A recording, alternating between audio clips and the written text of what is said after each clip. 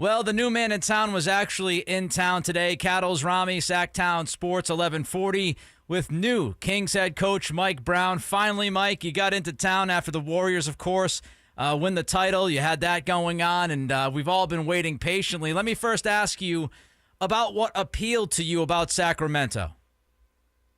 The city itself. I said this in my presser. I have friends that live up here, and even before I took the job, just talking to them about the area, I never had anything bad or negative to say about the area. So the city itself is fantastic. Obviously, the fans, the passion of the fans, dating back to the old days at Arco Arena, it's off the charts. And then you couple that with me knowing Wes Wilcox from our days together, being in Cleveland and getting to know Monty McNair better, that and the rest of the people in the organization, and then the players. Excited about all the players.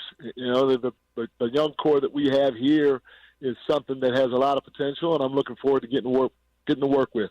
Coach Brown, you've worked with a lot of different coaches, Greg Popovich, Steve Kerr, Rick Carlisle. You've been a coach yourself, and you've run a couple different styles as a coach yourself.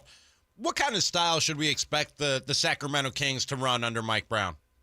Well, first thing, we're going to play fast. When you're talking about Foxy with that ball in his hands, I don't know if there's anybody faster from end to end. So we're going to utilize his speed. We're going to make sure the floor is spaced so he can get to the paint. I'm a guy that thrives on paint touches, and there's a lot of ways to get paint touches. Obviously, the one way that everybody understands most is by the dribble drive game, but you can get throwing the ball into the post as well as diving to the rim and making some scoring cuts. But I say throwing it into the post because not only are we going to play fast with the floor space the right way, having a guy like Sabonis allows you to play a completely different way than when Fox has the ball in his hands. You put the ball in his hands on the low post. You put the ball in his hands on the high post or at the top of the key, and you play the split game in space. And that gives you a different look that teams have to prepare for because he's such a great passer. He's not as good as his father was, but he's headed that direction. No doubt about it. Mike Brown is with us here on Cattles and Ramie, Sactown Sports 1140.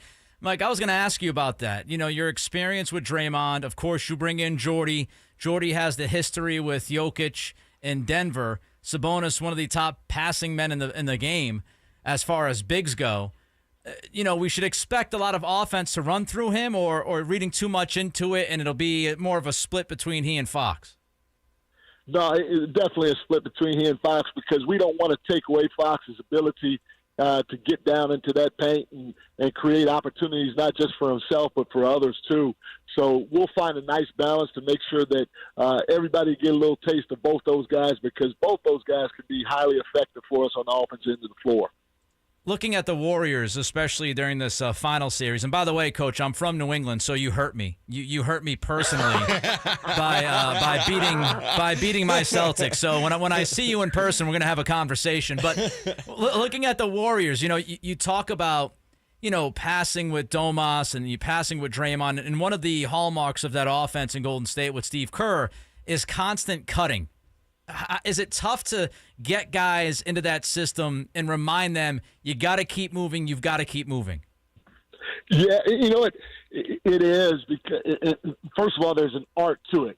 It's not just about cut because sometimes if you cut at the wrong time, then your spacing is bad and the defense can load up on you. So knowing how and when to cut is going to be an extremely important thing that we want to teach our guys, but on top of that, a lot of the perception of the NBA game is you have one great player and you need to get out of his way and let him go to work, and so you just stand there waiting for the ball to be kicked to you to shoot a three. That's not how the game is played and won at a high level. And so again, it's something that we'll work closely and very hard with our guys so that there's a fine balance of cutting as well as a fine balance of knowing when to space and stay out of guys' way so they can be effective making the game easier for their teammates. We've seen the three-point shot absolutely take this league over, Coach Brown. Obviously, the place that you just came from, you guys shot a lot of threes out there in Golden State, but you also had a guy named Steph Curry. Is that going to be – obviously, it'll be a big part of the game plan here, but Can it be as big a part of the game plan when you don't have a Steph Curry and those types of shooters per se?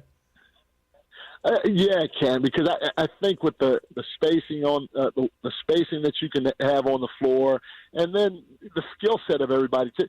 The players today are so much more skilled individually than the players were when I came in the league 30 years ago. It's amazing at the growth and the player development aspect of our game at an early age, and it's evident when you watch these guys. So the three ball, a lot of people can shoot the three now. You know, they may not be able to shoot it like Steph all the time, meaning that as soon as they cross half court, they're going to let it go.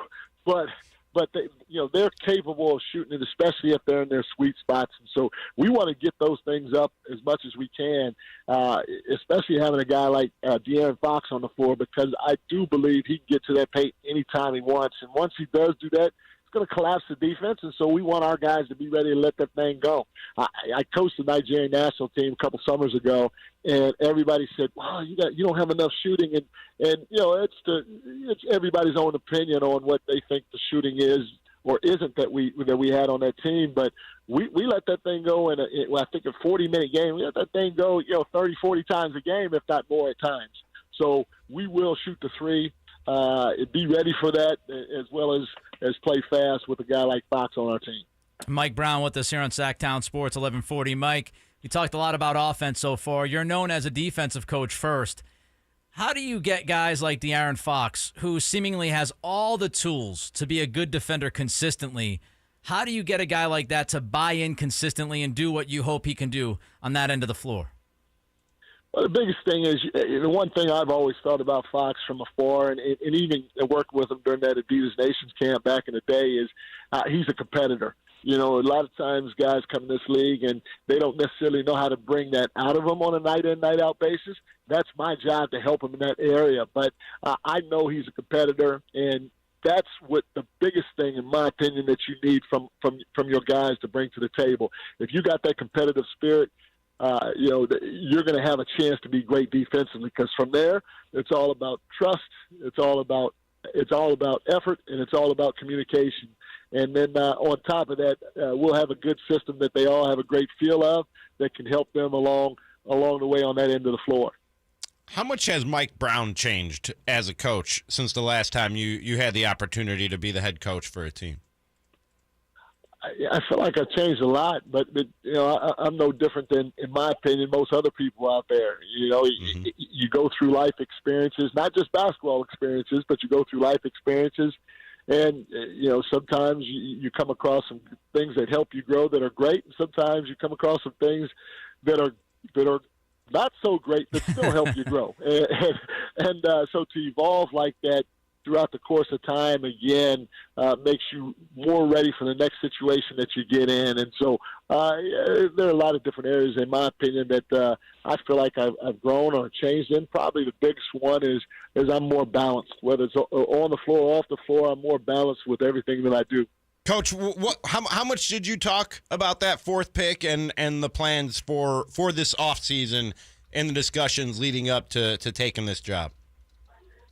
We didn't obviously talk much about that. We just talked about our vision in trying to build this roster in a way that will not only we feel will help us achieve the success that we're looking for, but also that we feel the fans can relate to and get excited about. So, again, we got a lot of work ahead of us. We're looking forward to it, and we can't wait until everybody else gets to see what comes of it. Well, there he is, Coach Mike Brown. Welcome to Sacramento. We're happy that you're here. Can't wait to actually see you in action coming up this basketball season, and I'm sure we'll be talking soon. Thanks, Coach. Sounds good. Appreciate Thanks a lot, you guys. Coach. All right, there goes Coach Mike